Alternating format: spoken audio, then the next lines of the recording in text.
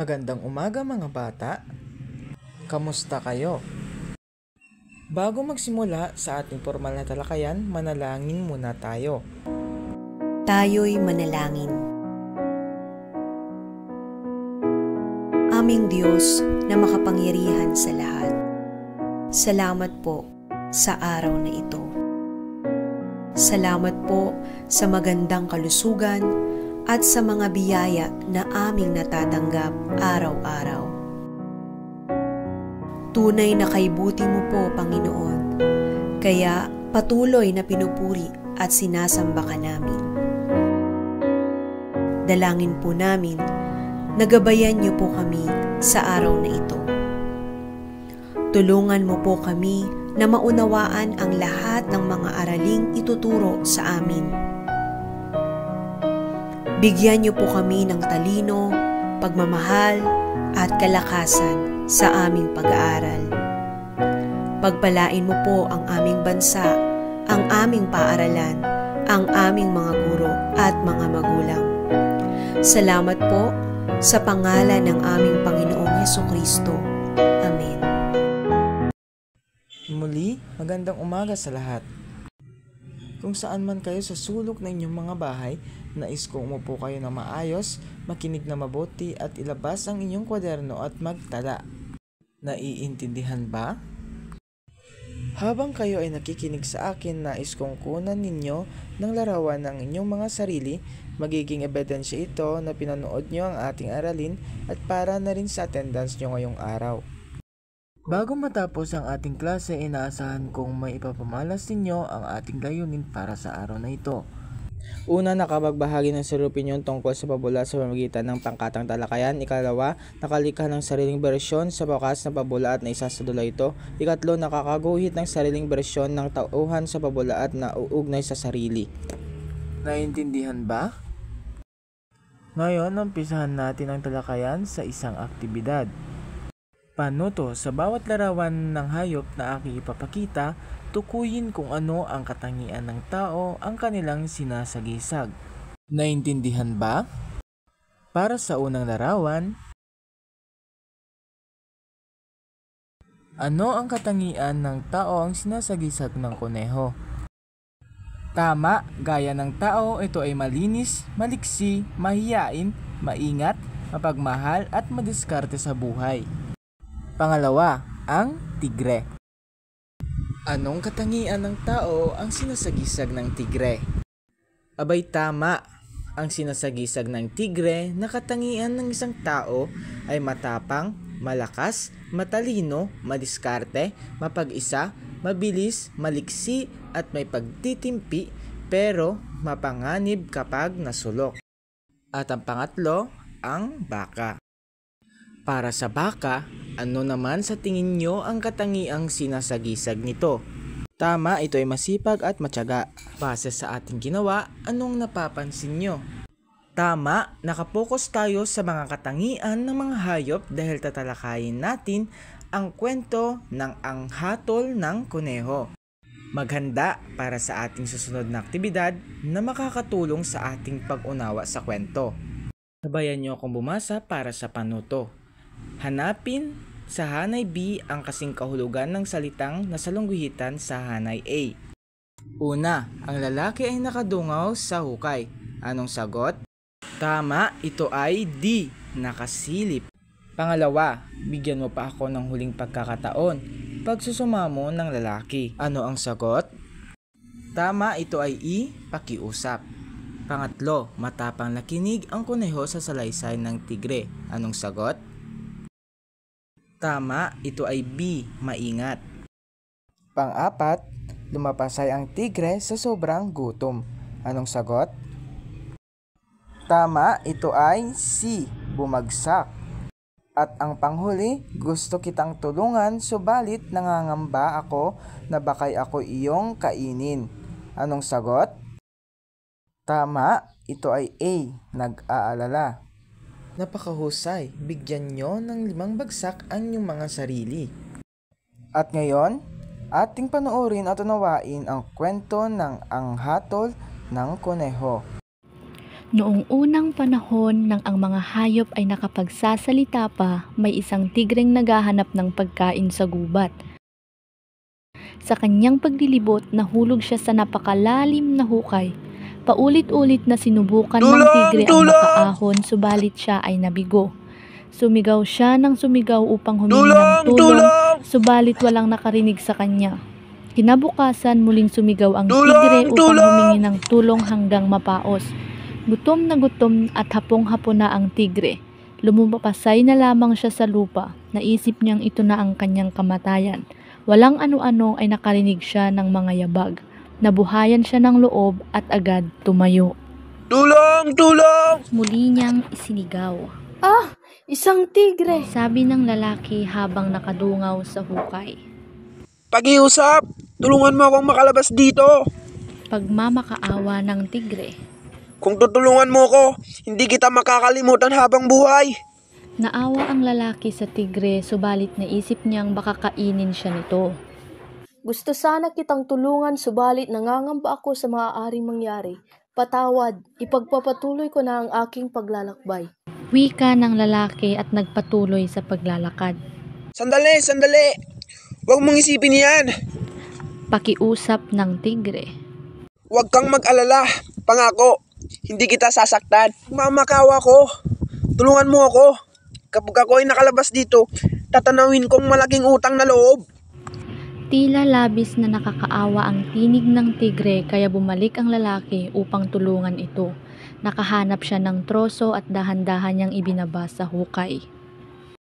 Halika, gumapang ka dito. Gumapang ang tigre sa troso hanggang makaahon sa hukay. Nakita ng tigre ang lalaking tumulong sa kanya. Naglaway ang tigre at naglakad paikot sa lalaki. Sandali, hindi ba nangako ka sa akin na hindi mo ako sasaktan? Ito ba ang paraan mo ng pagpapasalamat at pagtanaw ng utang na loob? Sumbat ng lalaki sa tigre. Wala na akong pakialam sa pangakong iyan. Dahil nagugutom na ako. Hindi ako kumain ng ilang araw. Tugon ng tigre. Sandali, tigre. Pakiusap ng lalaki. Tanungin natin ang puno ng pino kung tama bang kainin mo ako. Sige! Ang wika ng tigre. Pero pagkatapos natin siyang tanungin, kakainin na kita. Gutom na ako. Ipinaliwanag ng tigre at ng lalaki sa puno ng pino ang nangyari. Anong alam ng tao sa pagtanaw ng utang na loob? Tanong ng puno ng pino. Bakit ang mga dahon at sanga namin ang kinukuha ninyo upang mapainit ang inyong mga tahanan at maluto ang inyong mga pagkain? Mga taon ang binibilang namin upang lumaki. Kapag kami lumaki na pinuputol ninyo, ginagamit ninyo kami sa pagpapatayo ng inyong mga bahay at pagpapagawa ng inyong mga kasangkapan. At isa pa, tao rin ang humuhukay ng butas na iyan. Utang na loob, huwag ka nang magdalawang isip. Tigre, sige pawiin mo ang inyong gutom. Oh, anong masasabi mo doon? Tanong ng tigre habang nananakam at minungusuan ang lalaki. Sa mga sandaling iyon ay dumaan ang isang baka. Sandali, hintay. Pakiusap ng lalaki. Tanungin natin ang baka sa kanyang hatol. Sumang-ayon ang tigre at ipinaliwanag nila sa baka ang nangyari. Hiniling ng dalawa ang opinyon ng baka. Sa ganang akin, walang duda sa kung ano ang dapat gawin. Wika ng baka sa tigre. Dapat mo siyang kainin. Tignan mo, mula lang kami ay may silang. Naglilingkod na kami sa mga tao. Kaming mga baka ang nagbubuhat ng mabibigat nilang dalahin. Inaararo namin ang bukid upang makapagtanim sila. Subalit, ano ang ginagawa nila kapag kami ay tumanda na? Pinapatay kami at ginagawang pagkain. Ginagamit nila ang aming balat sa paggawa ng kung ano-anong bagay. Kaya wag mo na akong tanungin tungkol sa pagtanaw ng utang na loob. Kainin mo na ang taong iyan. Tingnan mo, lahat sila ay sumasang-ayon sa akin. Kaya umanda ka na sa iyong kamatayan. Wika ng tigre habang bumubuelo upang sakmalin ang lalaki. Alam na ng lalaki na ito na ang kanyang katapusan nang biglang dumating ang lumulukso-luksong kuneho. Sandali, tigre. Sigaw ng lalaki. Ano naman? Singhal ng tigre. Pakiusap, bigyan mo pa ako ng huling pagkakataon. Tanungin natin ang kuneho para sa kanyang hatol kung dapat mo ba akong kainin. Walang kwenta. Alam mong ang sagot niya. Pareho lang sa sagot ng puno ng pino at ng baka. Pagsusumamo ng lalaki. Pakiusap, parang awa mo na. O sige, pero huli na to. Gutom na ako. Sagot ng tigre. Isinalaysay ng tigre at ng lalaki ang nangyari. Matamang nakinig ang kuneho. Ipinikit ang kanyang mga mata at pinagalaw ang kanyang mahahabang tainga. Pagkalipas ng ilang sandali, muli niyang idinilat ang kanyang mga mata. Malumanay at walang ligoy na nagsalita ang kuneho. Naiintindihan ko ang inyong sinalaysay. Subalit, kung ako magpapasya at magbibigay ng mahusay na hatol, dapat tayong magtungo sa hukay. Muli ninyong isasalaysay sa akin kung ano ang nangyari. Ituro ninyo sa akin ang daan patungo doon.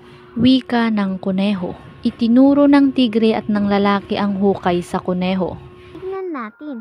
Sabi mo nahulog ka sa hukay at ikaw naman ay nakatayo dito sa itaas. Wika ng kuneho sa tigre at sa lalaki. Pumunta kaya sa mga posisyon niya noon upang mapag-isipan ko pang mabuti ang aking hatol. Tumalon agad ang tigre nang hindi nag-iisip. Ang nais lamang niya ay matapos agad ang usapan nang makain na niya ang tao. Ganito ang kalagayan ninyo noon. Ikaw, tigre, ay nahulog sa hukay at hindi makaahon. Ikaw naman lalaki, narinig mo ang paghingi ng saklolo kaya tinulungan mo ang tigre. Ngayon, maaari na akong magbigay ng aking hatol. Ang problemang ito, nagsimula ng tulungan ng tao ang tigreng makalabas sa hukay. Paliwanag ng kuneho na tila may ibang kausap. Ibang salita, kung ang tao ay hindi nagpakita ng kabutihan at iniwan ng tigre sa hukay, walang naging problema. Kaya naisip ko na magpatuloy ang tao sa kanyang paglalakbay at dapat naman natili ang tigre sa hukay. Magandang umaga sa inyong dalawa. Wika ng matalinong kuneho at nagpatuloy sa kanyang paglukso. At ayan, tapos na nating pinanood ang hanghatol ng kuneho. Nasiyahan ba kayo sa inyong pinanood mga bata? Ako'y umaasa na marami kayong napulot na aral sa ating pinanood na kwento at sana ay nagtala kayo ng mga importanteng detalye mula sa ikwento dahil mamaya magagamit nyo ito sa ating mga gawaing aktibidad. Ngayon, handa na ba kayo sa susunod nating aktibidad? Para sa ating aktibidad, ito ay pangkatang gawain. Babasahin ko muna ang panuto bago ko kayo ipapangkat at bibigyan ko kayo ng ilang minuto para gawin ang aktibidad na ito. Kaya makinig sa panuto para hindi magkamali sa inyong gagawin. Naiintindihan ba? Mabuti kung ganon. Sabay-sabay nating basahin ang panuto. Unang panuto, ipapangkat ko kayo sa 5 grupo. Para sa una nyong gawain, tatalakayin nyo ang mga sumusunod na tanong. Una, ano ang aral na nais iparating ng kwento? Ikalawa, ano ang masasabi mo sa naging desisyon ng kuneho? Makatarungan ba ito? Bakit? Ikatlo, kung ikaw ay nasa lugar ng kuneho, ano ang iyong magiging hatol?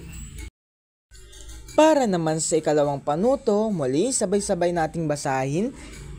Alternatibong wakas. Bilang pangkat, lumikha ng bagong pagtatapos ng kwento na may ibang hatol ang kuneho.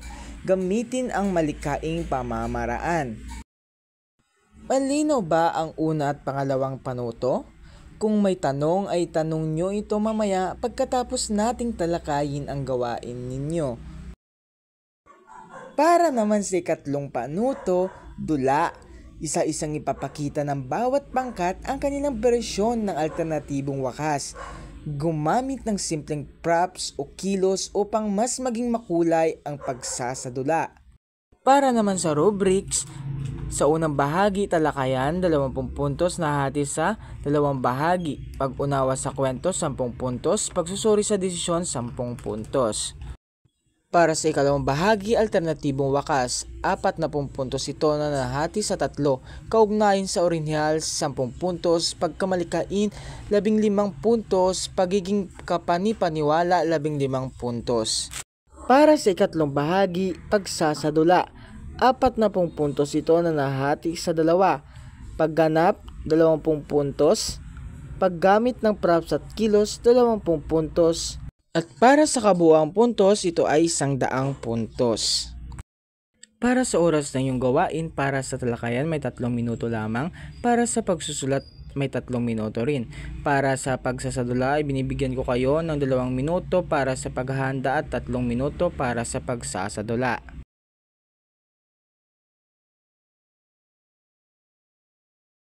Ngayon, kung talagang nakinig kayo sa ating talakayan, meron akong inihandang mga katanungan.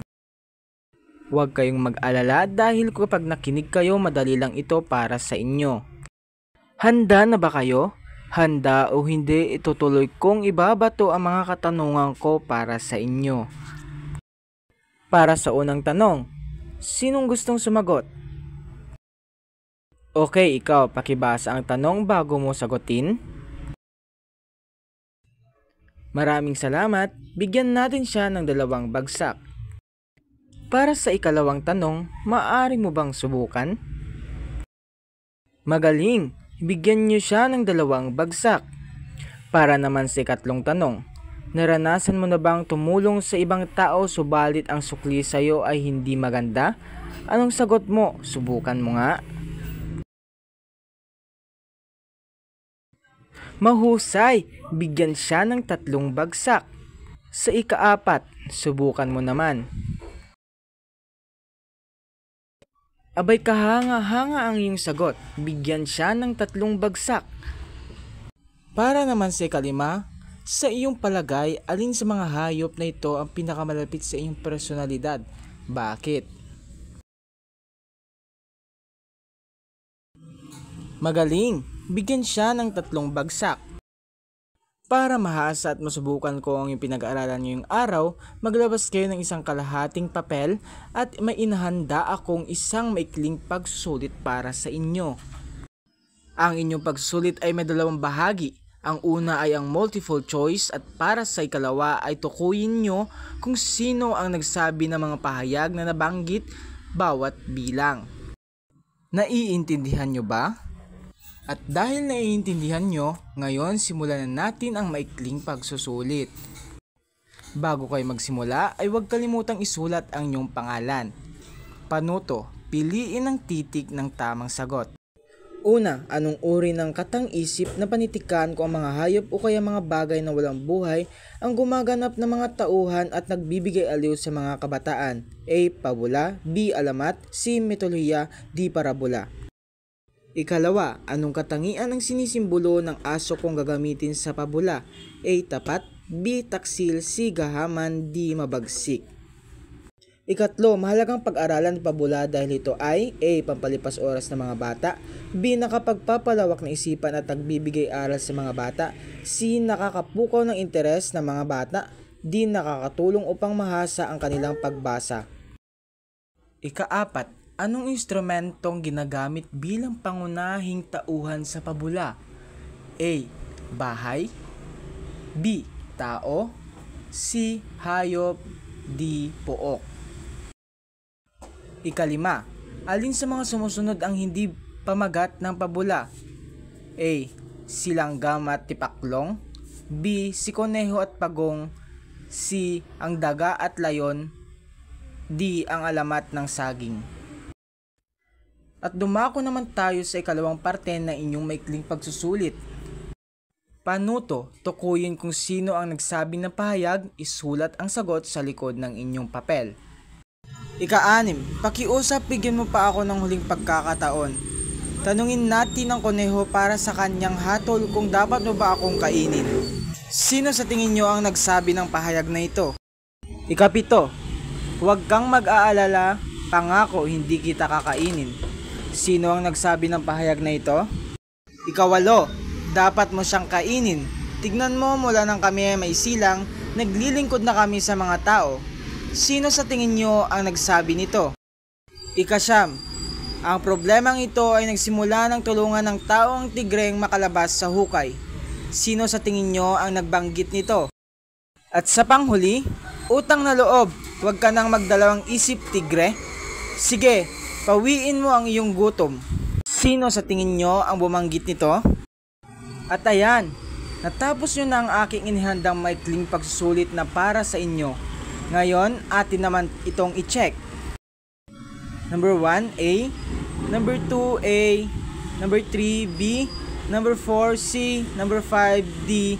Number 6, lalaki. Number 7, tigre. Number 8, baka. Number 9, koneho. Number 10, puno ng pino. Nakuha nyo ba ang lahat ang mga tamang sagot? Sinong nakakuha ng 5 pataas? Sino naman ang mga nakakuha ng mas mababa kaysa sa 5? Napakahusay nyong lahat. Bigyan nyo ng 5 bagsak ang inyong mga sarili sa pagkikipagpartisipasyon ngayong araw. Dahil ako'y nasisiyahan ng lahat ay nakakuha ng mataas na score sa ating maikling pagsusulit. At dito na nagtatapos ang ating talakayan ngayong araw at mga gawain, pero bago yan magbibigay ako ng takdang aralin na ipapasa nyo sa susunod nating pagkikita. Para sa inyong takdang aralin, panuto, sa isang A4 bond paper iguhit ang nagustuhan nyong karakter na ating napakinggan at napanood na kwento tungkol sa hatol ng koneho na nagbibigay sa inyo ng aral at iugnay nyo ito sa inyong mga sarili. Pamantayan, orihinal na pagpapakahulugan, 15 puntos, kalinisan kaayusan, 10 puntos, kahusayan, 15 puntos, kabuuan, 40 puntos. At ayan, dito na nagtatapos ang ating talakayan. Naway meron kayong napulot na aral sa ating tinalakay na kwento at gamitin ito sa pang-araw-araw na pakikisalamuha sa iba't ibang tao. Maraming salamat sa iyong pakikinig at tayo magkita-kita sa sunod na klase.